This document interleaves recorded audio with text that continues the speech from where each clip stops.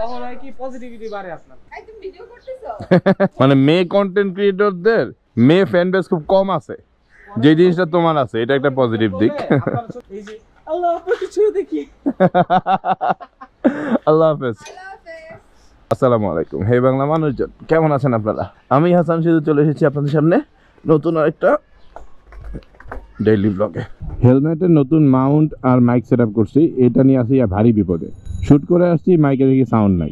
কারণ হচ্ছে নতুন মাউন্ট আসার কারণে আমি আসলে হেলমেটের ফ্রেমটা লক করতে পারতেছি না, যে আসলে কোন জায়গা থেকে আসলে আমার আগের ফ্রেমটা আসবে বা বেটার ভিউ আসবে। তো উপর নিচ করতে করতে মাইক কখন নাড়া পড়ছে জানিও না। সারা ব্লগ শেষ করে আসার পরে দেখি যে অডিও রেকর্ড হয়নি। এরপরে আমি নতুন একটা মাউন্ট কিনবো যদি লাগে। আর এদিকে গ্যারেজ ছোট করে ফেলতেছে, হাফ অলরেডি দেয়াল দেওয়া হয়ে গেছে। ভাই কালকে আমি চেষ্টা করছি ভাই বলবে লাড়া টাড়া দিয়ে অন হয় না। কারোর একটা প্রবলেম আছে, চাবি দিয়ে লাইন পাচ্ছে না, মোটরের চাবির ঘাটটা নষ্ট হয়ে গেছে।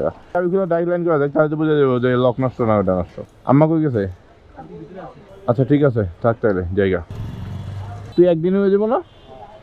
বেসিক্যালি ছোট্ট একটা জিনিস বানাইতেছি, আর ছোট জিনিস না বড় জিনিস বানাইতেছি। বড় একটা খাঁচা বানাইতেছি, ওই খাঁচাটার জন্য আসলে একটা সেট আপ করবো। তো আমাদের লোহা জাতীয় যা কিছু আছে কম বেশি সবই বাসু বানায়। তো ইভেন আমাদের এই বাম্পার পিছনে গ্র্যাব রেল সব কিছু বাসু বানায়। তো যার কারণে আসলে বাসুর এই জিনিসগুলো অনেক কুল। আমার কোনো কাস্টমাইজেশন কোনো জিনিস যদি দরকার হয় লোহা রিলেটেড, ওয়েল্ডিং রিলেটেড, তো ওই জিনিসটা বাসু অনেক ভালো পারে। আমার সাথে আজকে ইমরান আছে। সকালবেলা ইমরান আসছিল ম্যাডামের ফটোগ্রাফি করার জন্য। ম্যাডামের একটা প্রজেক্টের কিছু ছবি দরকার ছিল। ইমরান একটা প্রফেশনাল ফটোগ্রাফার, আমাদের টিমে অনেকগুলো প্রফেশনাল ফটোগ্রাফার আছে, এর মধ্যে Imran one of the best. ছবি তোলার জন্য ও অনেক জোস ছবি উঠায়, অনেক জোস কালার গ্রেডিং করে ছবির। তো এরপরে ইমরান নিকেতন যাবে, যেহেতু ওর বাইক নাই আর ও বাইক পছন্দও করে না, কিন্তু তারপরে এক প্রকার জোর করে আমি ওরে উঠাই নিছি যে আমি ওরে আগায় দিব। তো পিছনে নন বাইকার নিয়ে বাইক রাইড করা কিন্তু একটা প্যারা। আসলে যারা রেগুলার বাইক চালায় না বা বাইকে উঠে না, তারা যদি পেছনে বসে কেমন যেন একটা ইমব্যালেন্স সিচুয়েশন হয়ে যায়। কিন্তু তারপরে ইমরান প্রচুর পরিমাণে বাইকে উঠে, যার কারণে একটা মোটামুটি ব্যালেন্স আছে।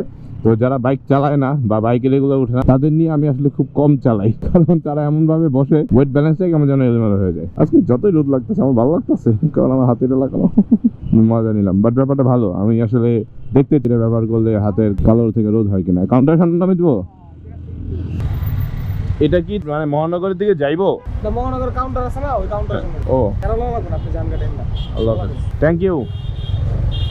আমি ওরা নামাই দিলাম, আবার আমি ওরা থ্যাংক ইউ দিলাম, কারণ কাজটা আসলে আমার ছিল। আমার জন্য বেচারা সকাল 8টা বাজে ঘুম থেকে উঠে আসছে। তো থ্যাংক ইউ ইমরান, যদি ভিডিও দেখে থাকোস। কিন্তু আমি খুব ভালো করে জানি তুই আমার ভিডিও দেখোস না, কারণ আমার নিজের মানুষজন কেউ যারা আমার পছন্দ করে আমার সাথে থাকে, তারা কেউ আমার ভিডিও দেখে না। তার প্রথম রিজন হচ্ছে আমি জানি আমি ভালো ভিডিও বানাই না।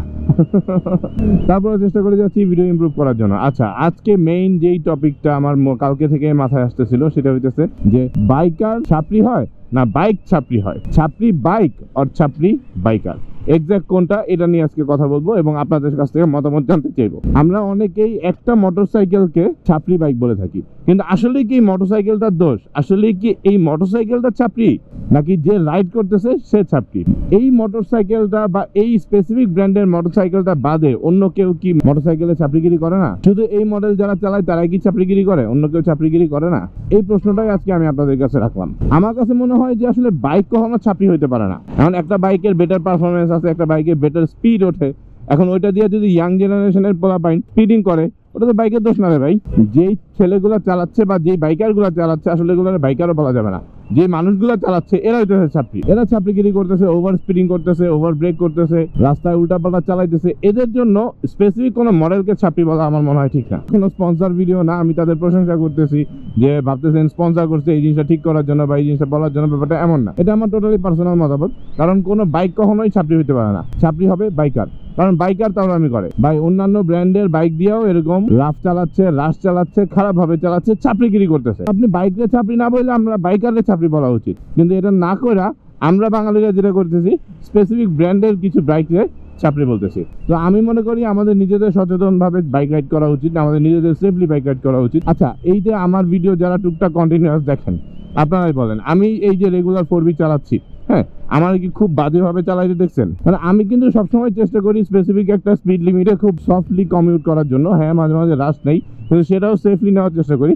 কারণ আমার কাছে মনে হয় 10-12 সেকেন্ড বা 5 মিনিট 10 মিনিটের বা আধা ঘন্টা 1 ঘন্টার জন্য আমি কখনো রিস্ক নিতে চাই না। আমি সেফলি রাইড করতে চাই। কিছুদিন আগেই আমি বলতেছিলাম যে আমি আসলে মৃত্যুর আগ পর্যন্ত বাইক রাইড করতে চাই।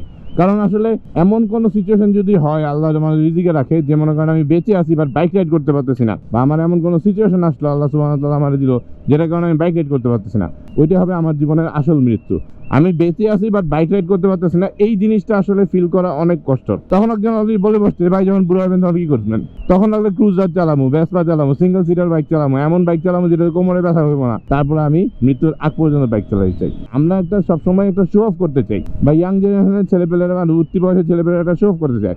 বাট ভাইয়ারা, ছোট্ট বন্ধুরা, আপনাদেরকে বলতেছি, আপনি যেই শো অফটা করে রাস্তায় যাচ্ছেন বা আশেপাশের মানুষদেরকে দেখাচ্ছেন, কেউ কিন্তু আপনারা ভালো বলতেছে না, সবাই আপনারা নিয়ে হাসাহাসি করতেছে এবং সবাই আপনারা খুব বাজেভাবে দেখতেছে। তো এরকম কোনো কিছু করে আসলে শো অফ তো হইব না। আপনি আপনার নিজের অ্যাটিটিউড বা গার্ডস বা পারফরমেন্স বা খুব নিজের ভাবে আনতেছেন, কিন্তু আসলে আপনি তো ভাব নিতে পারতেছেন না, সবাই আপনার গালি দিতেছে। তো এই কারণে আমি রিকোয়েস্ট করবো যে যারা আসলে যেই মোটরসাইকেল ব্র্যান্ডই চালান না কেন, আপনারা আসলে আরেকজনের দেখানোর জন্য খুব ভাব নেওয়ার দরকার নাই। সেফলি রাইড করেন, সেফলি রাইড করে রাইডটারে এনজয় করাটাই আসলে মেইন। কারণ আসলে সময়, এন্টারটেনমেন্ট সব কিছুর চাইতে বড় হচ্ছে জীবন। আপনি আপনার ফ্যামিলির জন্য থাকতে হবে, আপনার প্রিয়জনদের জন্য বাঁচতে হবে। আমরা অনেক বন্ধু হারাইছি, অনেক ছোট ভাই হারাইছি, অনেক বড় ভাই হারাইছি, যারা আসলে হয়তো একটু সেফ রাইড করলে, যারা হয়তো বা একটু ভুলের কারণে, যারা হয়তো একটু ত্রুটি থেকে বাইরে থাকলে আল্লাহ সুবহানাহু ওয়া তাআলা হয়তো বা তাদের সেফ রাখতো। হ্যাঁ, আমি ডেফিনেটলি মেনে নিচ্ছি যে আসলে রিজিকে যতটুকু আছে আল্লাহ তাদেরকে ততটুকু হায়াত দান করছে। আল্লাহ মাফ করে দেয় সবাইরে ভালো রাখুক। আমাদের অনিক খান, আমাদের রেহমান, জামিল, শুভ, শাকিল, আমার এই তিনটা ভাই, আমার রোড রাইডার্স RRZ এর তিনজনই আজকে দুনিয়ায় নাই, তিনজনই রোড অ্যাক্সিডেন্টে মারা গেছে। এরকম আসলে আরো অনেক, রাকিব থেকে শুরু করে, তায়েফ থেকে শুরু করে, নোমান থেকে শুরু করে আর অনেকেই আছে যারা রোড অ্যাক্সিডেন্টে মারা গেছেন। আরো অনেক ভাই হারাইছি আমরা, বন্ধু হারাইছি আমরা, প্রিয় মানুষদের হারাইছি আমরা, তারা আজকে দুনিয়ায় নাই। তাদের কথা হয়তো আমাদের মনেও পড়ে না। এই যে হুটহাট কথা, তার একজনের কথা বলতে বলতে আরেকজনের কথা মনে পড়ছে। আমি বলতেছি না তারা রাগ চালাইছে, কিন্তু ব্যাপারটা হইতেছে যে রোড অ্যাক্সিডেন্ট আসলে এমন একটা ব্যাপার, আপনি যদি 100% চেক দিয়েও চলতে যান তারপরেও দুর্ঘটনা ঘটার সম্ভাবনা রয়েছে। আর সেখান থেকে নিজের সাহিত্য ঝুঁকি নেওয়া তো কোনো মানেই নাই। অন্তত নিজের জন্য না হোক, পরিবারের জন্য, আপনজনদের জন্য, আর তাদের জন্য যদি না হয়, অন্তত নিজে তো বাঁচতে চান, নিজে তো সুস্থ থাকেন, নিজের জন্য হলেও সেফ রাইড করেন ভাই। ওভার স্পিডিং করেন না, ওভার স্পিডিং প্রমোট করেন না।